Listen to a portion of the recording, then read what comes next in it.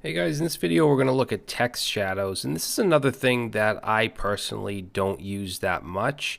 Just like we can add shadows to elements, we can also add them to text. So let's create a new file in our sandbox called 05 underscore text underscore shadows.html. Okay, we'll go ahead and put our boilerplate in. I'm just going to close up the sidebar. Let's say text shadows.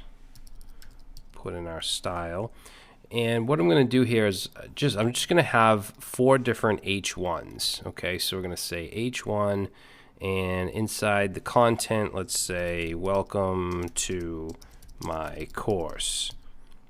Okay, and I just want to add, actually let's do this, let's do times 4, and I want to add a class, a different class to each one. So let's say class A, class B, oops, class C,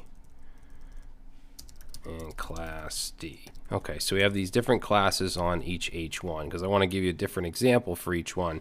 Now I'm going to do just a core styling here of font, family, and let's do Arial, and then let's make the font size pretty big. So we'll do font size, let's do 5 rem, and we'll go ahead and open that up. And actually let's do a little bit smaller, 4 rem. Good.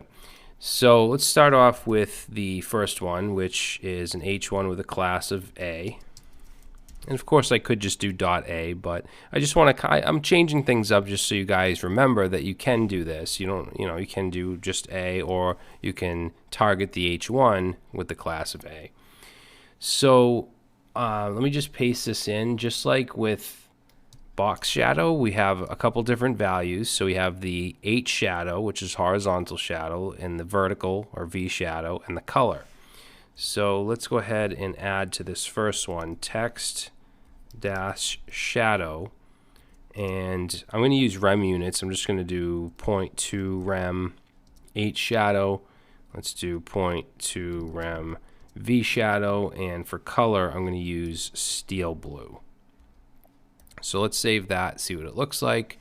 So as you can see, the horizontal shadow basically is this way, vertical shadow is going down, it's going this way, so it kind of comes off diagonal this way.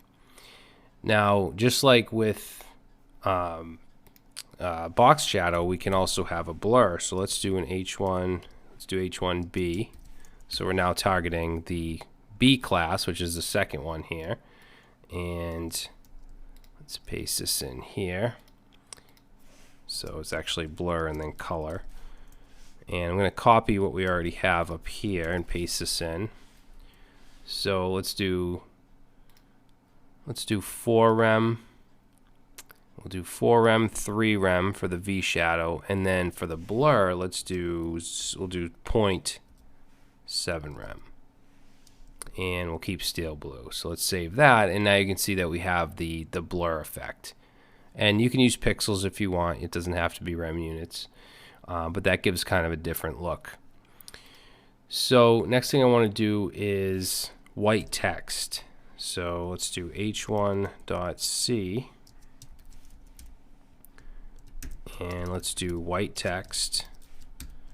So basically what we're doing is setting the color to white. If I save that, it's going to just completely disappear, but what we can do is add the shadow so that we can actually make out the text. So we'll do 0.2 rem, 0.2 rem, let's do 1 rem for the blur, and let's do steel blue, and save, and it's going to look like that. So we get some pretty cool text effects here. Again, not something that I really use that much, but it's good to know. So for the last one here, I want to show you that we can use negative values. Okay, so I'm just going to copy this. Let's grab this one here. And instead of it coming this way, I want it to go up. I want it to go this way. So we could add a negative value for the H shadow and the V shadow, and we'll save, and now you can see that the blur is up here rather than down here.